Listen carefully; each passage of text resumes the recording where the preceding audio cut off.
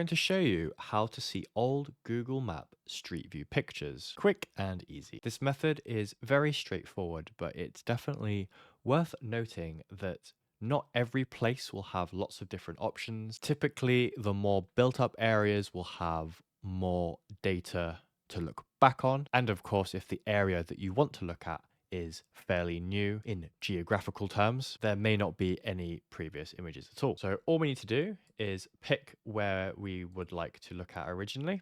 So we're going to pick here, and then all you have to do is click on the map. And then at the bottom here, you see this pop up, click Street View. As you can see, we have the street view here, a very busy day in London. Now, in the top left, you will see April 2025 and see more dates. So all we need to do is click that. And then at the very bottom, we have the full catalog of all of the images that Google have taken over the years.